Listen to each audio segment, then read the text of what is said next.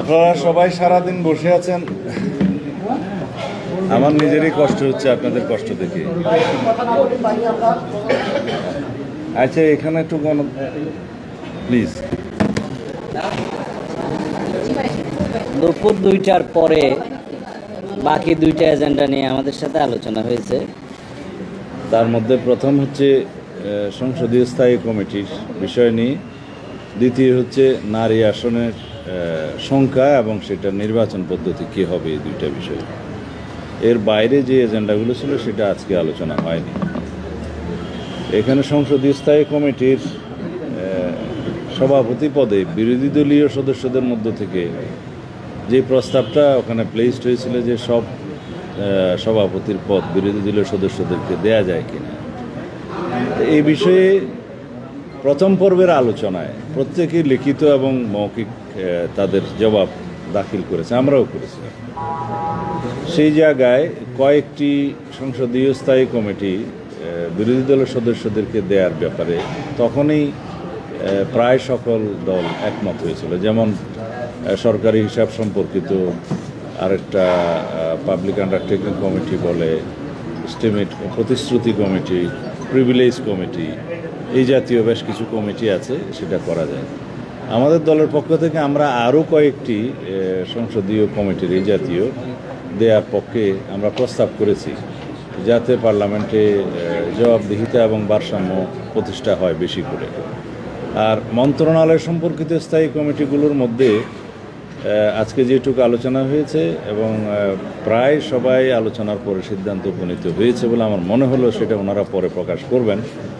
তা হচ্ছে মন্ত্রণালয় সম্পর্কিত কতিপয় গুরুত্বপূর্ণ মন্ত্রণালয়ের স্থায়ী কমিটির সভাপতি পদে বিরোধী দলীয় সদস্য কয়টা সংখ্যা এবং কি কি মন্ত্রণালয়।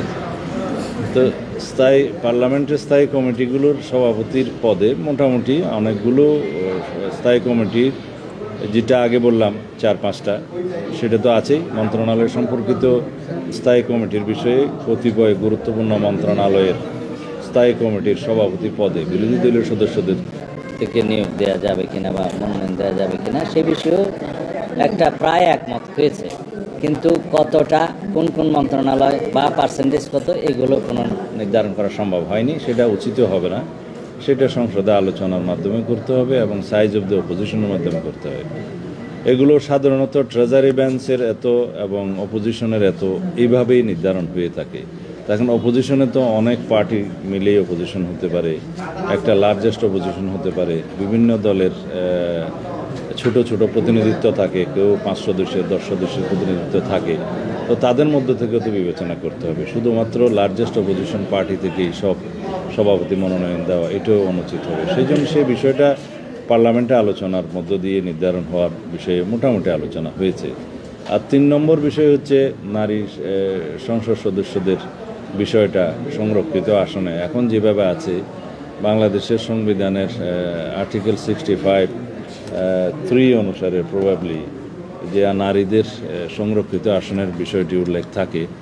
আগে এক সময় 30 আসন ছিল, পরে এটা আমরা বৃদ্ধি করে 45 করেছিলাম এবং পরবর্তী লাস্ট সংশোধনীর মধ্যে এটা 50 আসন হয়েছে। কিন্তু নির্বাচন পদ্ধতিটা হচ্ছে আনুপাতিক হারে, যাদের যত সদস্য আছে সেই অনুপাতে সেটা নির্ধারিত হয়। এখন তাহলে আরও দলের পক্ষ থেকে আমরা করেছি, প্রায় সব দলের এটা একই রকম প্রস্তাব ছিল, কিছু কিছু দল বাদে। এবং কিছু কিছু দল এমনও প্রস্তাব করেছে যে 100 তারা মানে যদি প্রপোর্শনেট হয়, কিন্তু অধিকাংশ দল এটা প্রস্তাব করেছে যে নারীদের আসন 50 থেকে 100-তে উন্নীত হলে ভালো হয়। তো সেই জায়গাতেই এখন ঐক্য কমিশনের প্রস্তাবটা আছে। তবে সেটা নির্বাচন পদ্ধতি কী হবে, এই বিষয়ে কোনো ঐক্য এখনও হয় নাই, সেটা পরবর্তীতে আরও আলোচনার জন্য রেখে দেওয়া হয়েছে। তা আমাদের দলের পক্ষ থেকে আমরা যেটা প্রস্তাব করেছি, সরাসরি নির্বাচনের জন্য যে পদ্ধতিগুলো, ঘূর্ণায়মান পদ্ধতি অথবা সরাসরি নির্বাচন পদ্ধতি যেগুলো আলোচনায় এসছে, সেটা বাংলাদেশের রাজনৈতিক কালচারে, সংসদীয় কালচারে এখনও পর্যন্ত সেটা ফিজিবল বলে আমাদের মনে হয়নি। সেই জন্য আমরা বলেছি এটা আরও প্র্যাকটিসের মধ্য দিয়ে, হয়তো আরও 1-2টা পার্লামেন্ট চলার মধ্য দিয়ে সেটা এমন একটা অবস্থায় যাবে যাতে সরাসরি নির্বাচনের ব্যবস্থা তখন করা যাবে। ফর নাও আমরা মনে করি যে আর্টিকেল 28-এর সাবসেকশন একটা প্রভিশন আছে যে নারীদের জন্য, শিশুদের জন্য রাষ্ট্র যদি কোনো বিশেষ বিধান প্রচলন করতে চায়, প্রবর্তন করতে চায়, সেই বিষয়ে সংবিধান কোনো বাধা, মানে এই ধারা কোনো বাধা হয়ে দাঁড়াবে না, সেটা করা যাবে।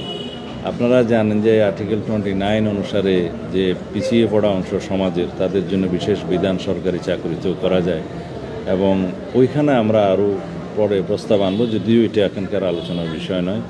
যেমন স্পেশালি অ্যাবল্ড অথবা ফিজিক্যালি ডিসেবলড যারা, তাদের জন্য এই বিধানটা কার্যকর করা যায় কিনা সেটাও সংবিধানে আসতে হবে।